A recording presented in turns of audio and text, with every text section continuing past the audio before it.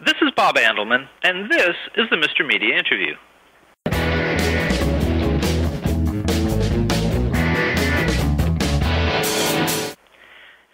Jim Melvin has been a friend of mine for more than 20 years, and for as long as I've known him, his driving interest has been writing an epic fantasy series, something that might find shelf space alongside J.R.R. Tolkien's Lord of the Rings trilogy.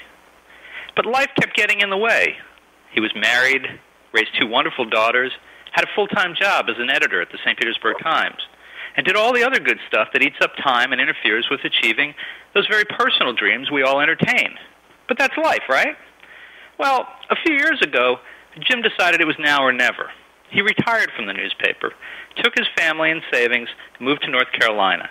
He put everything else aside to fulfill what he believed to be his destiny, and nearly 2,000 pages that became the Death Wizard Chronicles. The first book in the six-book epic fantasy was released in September by Rain Publishing, and a new installment will be delivered to bookstores every 30 days until the entire series is available in February 2008. It's a hell of a story, a hell of a series, and Jim Melvin is a hell of a guy. Jim, welcome. Bob, thanks very much. That's a great introduction. In fact, you've said it all. Well, and now we're done. And I hope I don't owe you any more money. No, I just need to type that up and send it around. Well, Jim, to quote everyone who knows you personally and your story, let me ask this as plainly as possible. What the hell were you thinking? I mean, you gambled an awful lot on your imagination. Well, you know, Bob, I think it was sort of something that built up over 25 years. I've been, you know, when I would get in the shower, when I'd drive in the car, when I would fall asleep at night, I would think about this series. And to me, it felt like this is what Jim Melvin was to create this series. And so many people have dreams in their lives that they're never able to achieve because of the reality of living and working and raising families and mowing the yard and, you know, maybe taking a break at night to watch a little TV, that their dreams are set aside. And I had an opportunity to, you know, to live off savings for a couple of years and to take this risk. And rather than, you know, bank the savings and retire at age 62 and write the book then, I wanted to do it in my late 40s when I had at least a little bit of youth left. I wanted to be able to look in the mirror and tell myself, you know, you gave it your best shot. You can affirm to people that I did not exaggerate here. This has been living inside of you for years. I mean, and pretty much everyone who's known you, family, friends, coworkers, has been aware of this, right? It's actually been living inside of me probably since I was a little boy. You know, I grew up in St. Petersburg, Florida, and I lived on a little island called Coquina Key, and I was lucky to live on a street that had quite a few, you know, boys my age.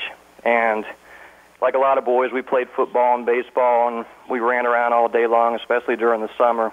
But one thing we did was we played a lot of imaginary games, and we would get together, 5, 10 of us, and play for hours. And a lot of it was based on things like shows of that time period back in the late 60s and early 70s, like The Man from U.N.C.L.E. and Lost in Space. And my imagination was always just tantalized by fantasy and superheroes and magical powers.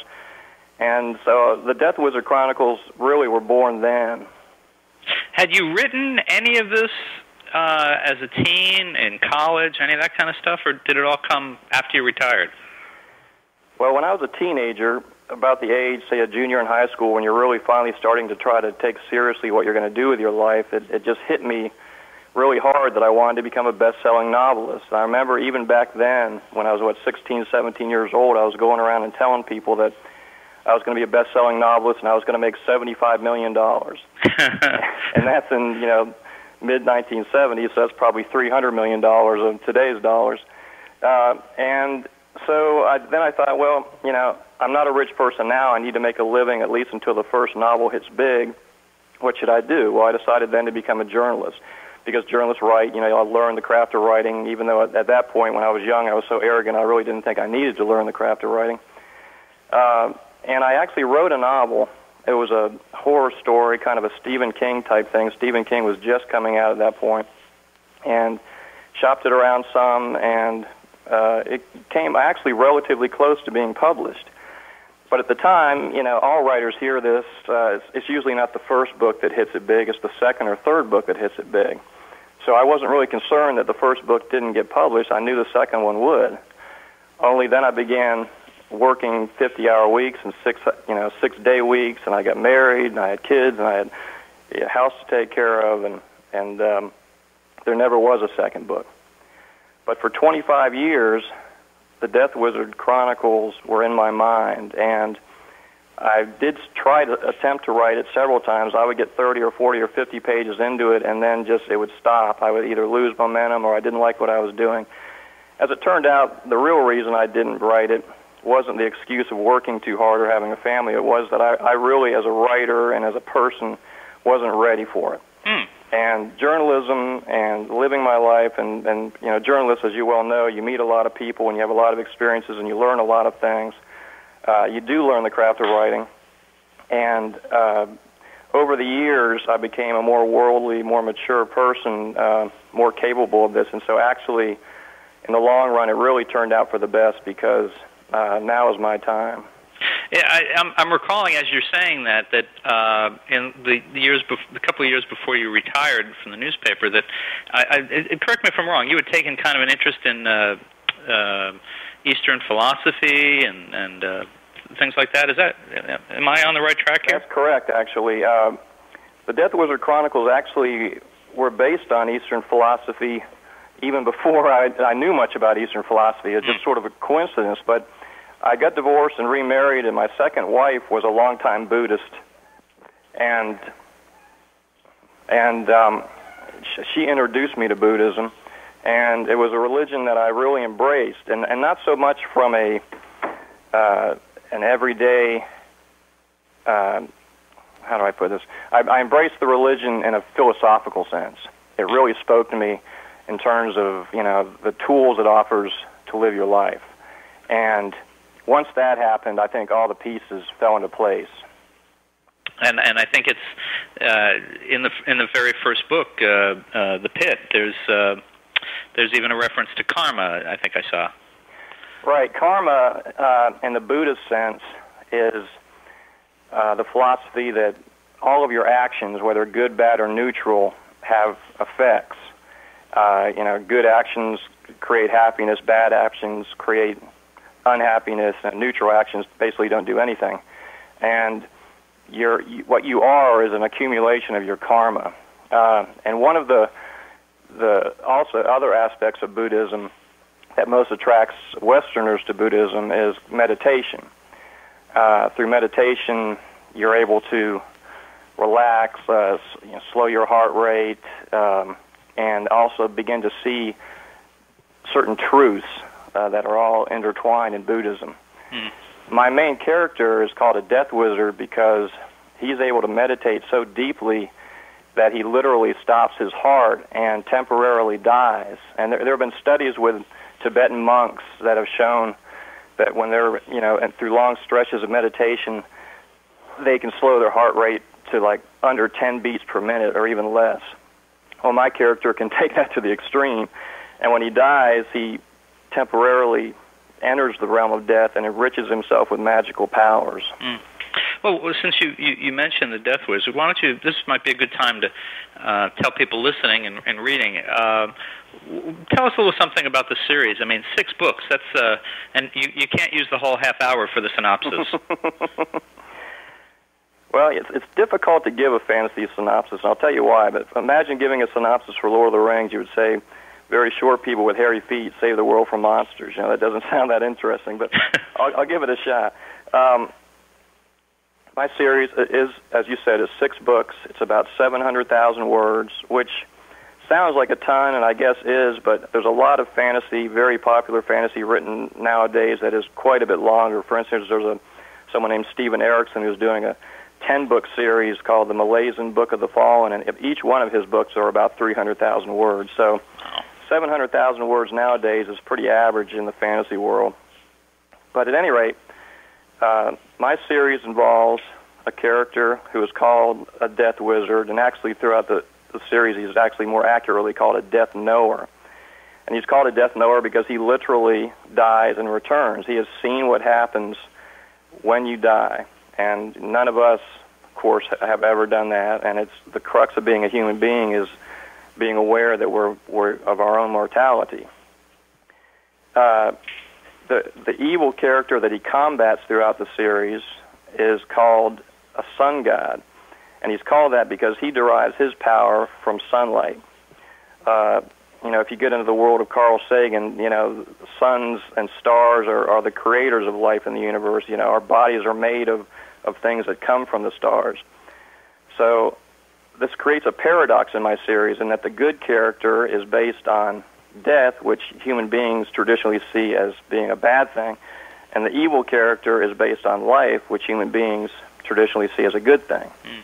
And the entire series revolves around that paradox with a lot going on between the lines. And folks, as I said, he's been thinking about this for a long time. So, Jim, are any of these characters, are they based on real life? Is there anybody that you want dead? Well, Torg, my main character, is 7 feet tall and weighs 300 pounds, is really good looking, so I based him on me. I would say that none of the characters are really based on anyone I know, or obviously all of your life experiences create characters that you write, but they're not based on people that I know, but they are characters that very intensely, and I'm sure this happens to most writers, but very intensely I've grown to love them. And in fact, right now I'm in the editing process of book 6, and when that completes, I'm going to feel kind of sad. I'm going to feel like I've lost some family. But the series, for the most part, the series takes place over 1,000 years, but the vast majority of the series really only takes place over about a 4-month period. Anytime in fantasy, when you write fantasy, you have to try your best to interweave backstory, because backstory creates context that gives your characters, meaning. But once I've gotten most of the backstory out of the way, it's really just a roller coaster ride to the finish of good versus evil, wars, fortresses, castles, monsters, vast amounts of magical power.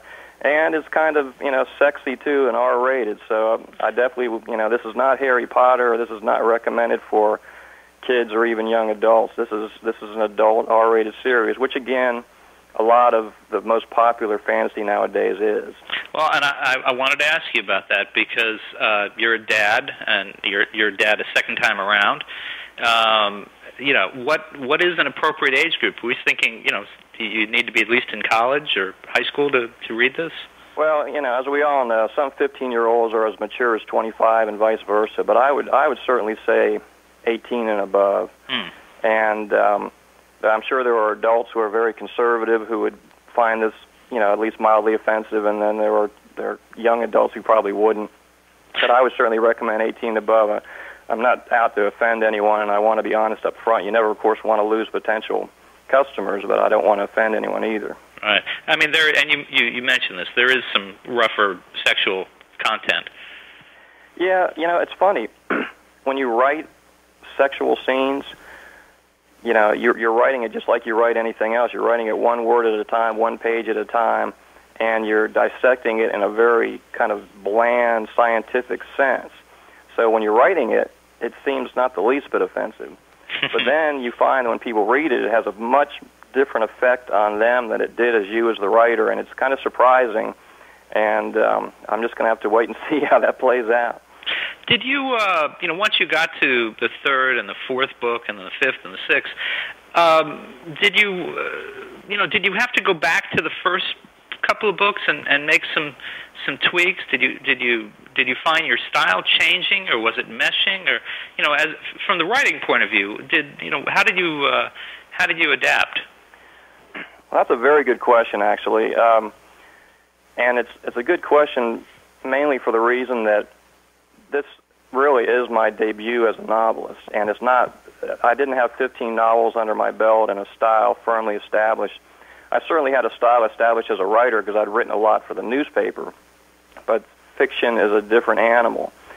And so my style did evolve, and in fact, you never want to sell yourself short, but this series actually gets better as it goes along. Book 2 is better than Book 1, Book 3 is better than Book 2, all the way across the board.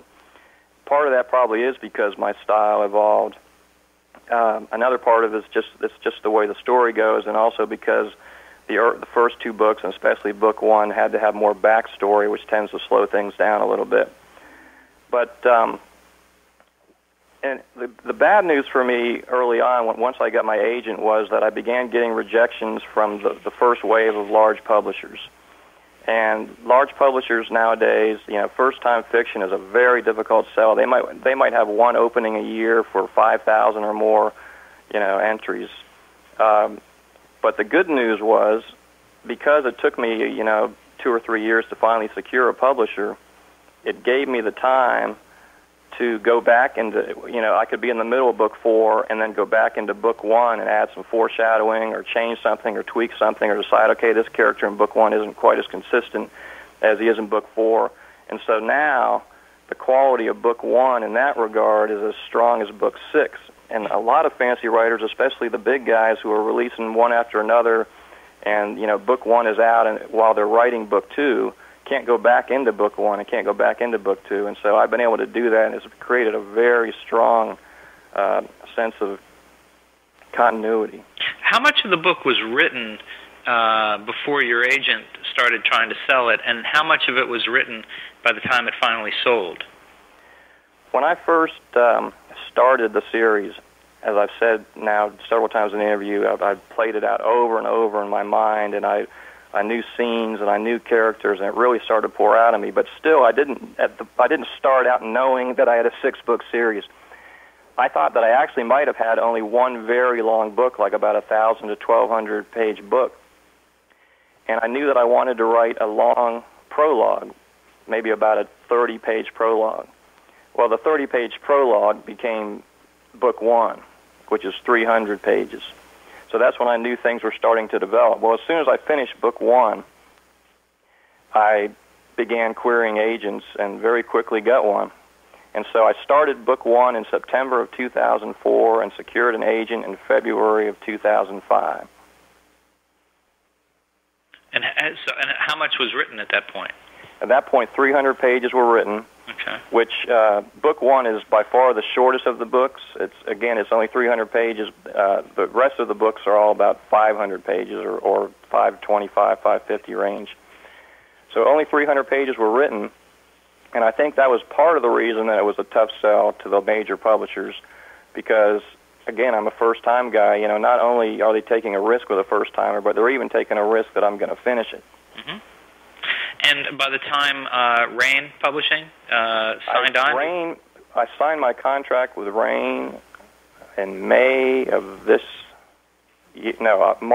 year.